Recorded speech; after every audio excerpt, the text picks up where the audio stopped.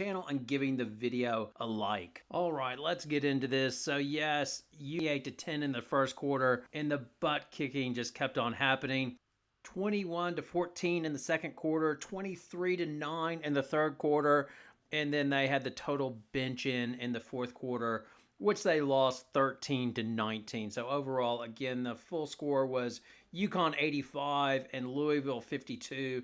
And everything UConn wanted to see in this game they did. After a bit of a sloppy hangover performance versus Holy Cross, this was the one where UConn brought out their A game. As their defense was locked in from the very beginning, they just really controlled Louisville and stifled their offense. Louisville shot 25% from the floor, 22% from three-point range, and UConn versus UConn shooting 52% from the floor and 37% from the three-point line. And the two things that really impressed me in the first quarter and second quarter was, first of all, Ice Brady held up against Cochran. That was one of my concerns, or wondered how she would go. And Ice did quite well when she was in there. She was strong on defense and overall delivered. In addition, what would make UConn fans even happier, or I would think it would, is Paige Beckers did not have a good game. Like, she could not hit her shots. She went 2 for 11 from the floor, was 1 for 6 from three-point range for only 8 points. And oh, that's terrible. In my mind, that's great because Paige is struggling and UConn is still kicking butt. That's the beauty of it, as Sarah Strong was awesome early on and continued to be most of the game. She had a few turnovers, but overall, she was 8 of 10 from the floor, went 3 for 5 from three-point range for 21 points, 8 rebounds, 3 assists. And not only that, she had help from Azzi Fudd. That's the beauty of the 3-star system, as if one star like Paige Beckers has an off night, which can happen, you have 2 other great players to pick her up, and then you know it's going to be UConn's night if you have another player chipping in, getting unexpected points.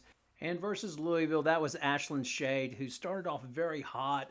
She went 6 for 9 for 13 points, and just, you knew UConn was going to destroy poor Louisville, as at one point they're up by 16, and that's when Paige Beckers, I think, scored her first points. Either they were up 15 or 16. I can't remember, but it was just like, ooh, this is going to be one big butt kicking. And then at halftime, in my mind, I was already breaking down Notre Dame versus UConn and thinking about how they were going to try to slow down Hannah Hidalgo and KK Arnold, if she would be the one that's going to be trying to slow her down.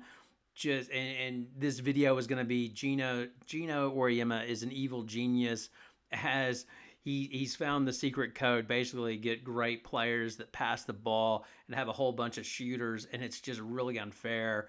And then Gino got really, in the second quarter, I can't remember if it was the second or third quarter, he played Sarah Strong at the 5, and it just felt so illegal at that stage because he had 5 shooters on there.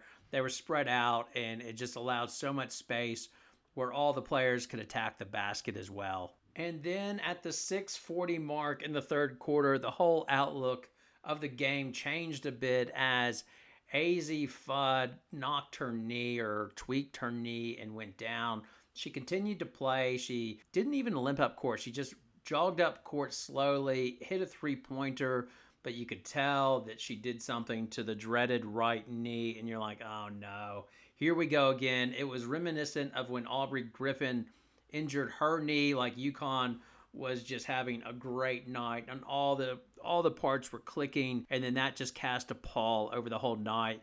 That was much like this. Now Azzi returned to the bench. There was no ice on her knee. Not Ice Brady. I'm in a pack of ice. Bad joke. Sorry. But anyway, she appeared comfortable on the bench. There wasn't any swelling, I guess, so they weren't putting ice on it, so that's a good sign. The worry with this, and I think the fear for most UConn fans, is we've seen this in the past, like just light contact. That would be the big fear for me, as on the replay, it doesn't even seem like it was knee-to-knee contact. It seems like her hip knocks into the player. It doesn't look like she twists the knee or does anything overly dramatic. Is this knee just that so easily aggravated? That's my big concern, because the thing that's made Azzi Fudd so good versus Ole Miss, and in this game as well, is her ability to attack the basket and not play with fear. Is that going to go away? Even if this is nothing, is that going to take a little bit of that away, where she just hangs on the perimeter and just really relying on her outside shot? In the 22-23 season, when Azzi re-injured her knee, like first she hyperextended it. I think it was Notre Dame where somebody fell back, and I think it was Aaliyah Edwards fell back into her knee and hyperextended it. And then after 6 weeks or 10 weeks out, she